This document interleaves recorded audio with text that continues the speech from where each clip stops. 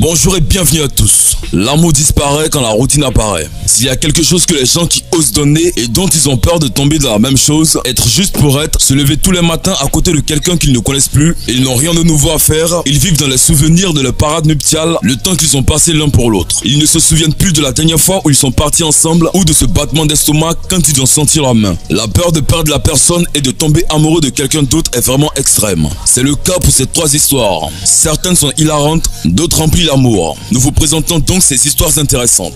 Allons-y. Avant de commencer, si vous êtes nouveau, abonnez-vous à la chaîne et activez la cloche de notification pour ne plus jamais rater une vidéo.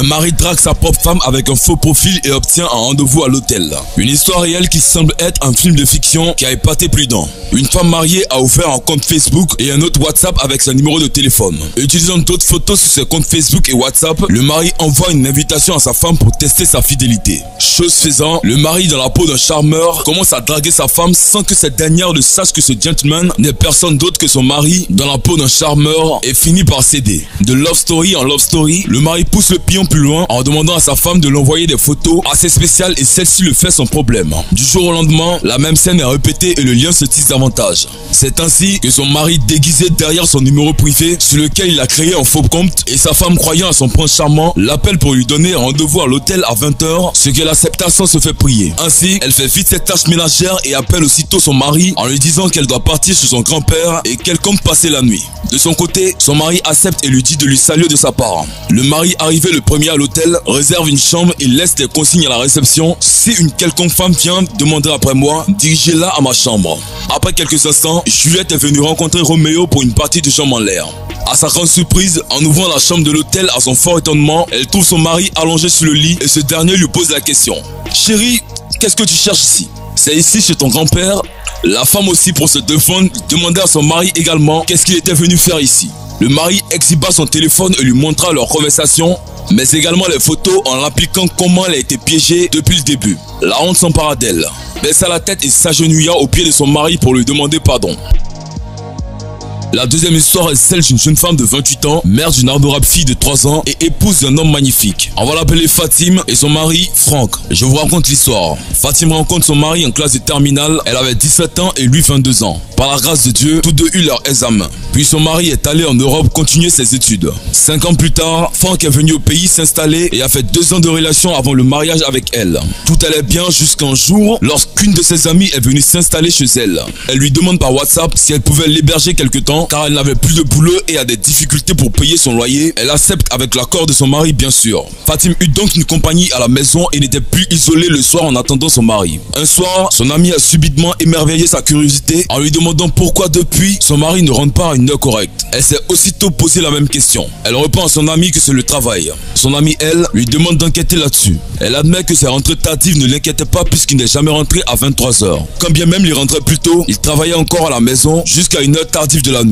Voilà pourquoi, selon elle, il préférait finir le travail et venir à la maison lui consacrer un peu de son temps. Mais avec les soupçons de son ami, elle commença à fouiller sa messagerie, son WhatsApp et son Facebook car il lui avait donné son mot de passe, mais elle ne l'avait jamais utilisé. Son ami et elle n'ont pas trouvé de message suspect, elles ont quand même continué à vérifier sa messagerie Facebook. Un jour, son ami a trouvé un message suspect venant de son ex. Il répondait froidement qu'il était marié et qu'il a la crainte de Dieu. Elle suggère donc à sa copine de le séduire, chose qu'elle a acceptée. Elle dit à sa copine de porter le type de couleur de vêtements qui plaît à son mari et de s'habiller légèrement. Chose qu'elle a fait et son mari, Franck, a commencé à trouver son style vestimentaire déplacé. Fatim, quant à elle, prenait la défense de sa copine. Elle l'a autorisé à inviter son mari ou le draguer ouvertement, chose qu'elle a fait et son mari lui parlait toujours de sa copine en lui disant faut qu'elle parte, mais ne lui donnait pas de raison. Évidemment, elle connaissait la raison. Son mari a donc décidé de lui trouver une chambre pas dans le même quartier. Elle a demandé à sa copine d'arrêter le jeu car son mari n'était pas tombé dans le piège. Elle a suggéré à sa copine de continuer sa vie tranquillement car en louant sa chambre, décembre, Franck a versé 1 an de loyer.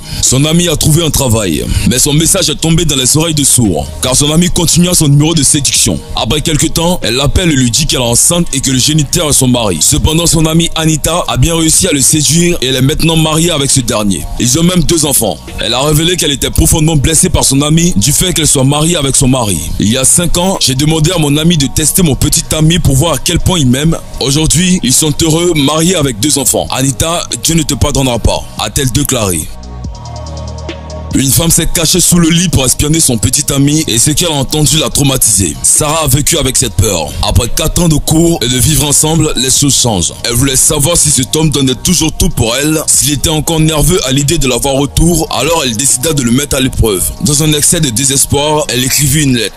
Mathieu, ce n'est plus la même chose. La routine nous consume. Tu rentres fatigué, ne voulons pas être avec moi et je préfère sortir tous les dimanches que tu portes pour regarder tes jeux. Depuis combien de temps sommes-nous sortis? Pourquoi as-tu cessé de dire je t'aime tous les matins? Tu ne me caresses pas les cheveux la nuit avant de dormir. Je suis désolé mon amour. Je t'aime mais ça ne sert à rien de continuer. Quel test très risqué. Mais Sarah voulait juste voir si l'homme de sa vie ferait tout pour l'arrêter et ainsi elle se sentirait plus en sécurité. Elle plaça la lettre sous le bureau de son petit ami et grimpa sous le lit, attendant que le message arrive et qu'elle voit sa réaction. L'heure est arrivée. Mathieu rentra à la maison. C'était étrange pour lui de ne pas entendre le bruit de la télévision ou de Sarah en train de chanter sous la douche. Il supposa qu'elle était partie avec une de ses amies, mais depuis ils n'ont rien dit, il n'en a pas tenu compte et allait directement dans la pièce. La lumière était éteinte, mais la lettre sur le bureau, éclairée par une lampe, attira son attention et il la lut. Sarah le regardait très nerveuse. Elle sentait que son cœur battait vite et que ses mains n'arrêtaient pas de transpirer. Ensuite, Mathieu a pris un morceau de papier et a écrit une note. Puis il a commencé à sauter de bonheur. C'était comme s'il avait reçu la meilleure nouvelle de sa vie. Il a pris son téléphone et a dit: bonjour mon amour, qu'est-ce que tu crois? Enfin la folle de ma femme a réalisé ce qui était le nôtre. Elle n'est plus à la maison. Je suis libre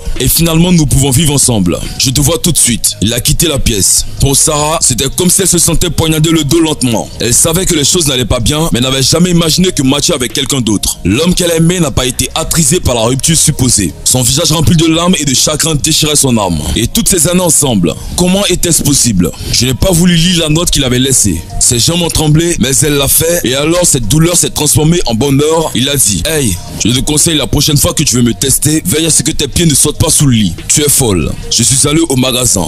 Je t'aime. Les insécurités et la peur de perdre la personne que nous aimons sont des fantômes qui seront toujours dans nos relations. Mais pourquoi mieux, au lieu de nous tourmenter avec ce que nous apprécions pas chaque seconde, le travail et les obligations quotidiennes peuvent nous emmener, mais avec un peu d'effort, il est possible de garder la flamme allumée. Voilà, c'est tout pour cette vidéo. Si vous avez aimé la vidéo, n'oubliez pas de la liker et de la partager avec vos amis. Allez, on se dit à bientôt pour une nouvelle vidéo.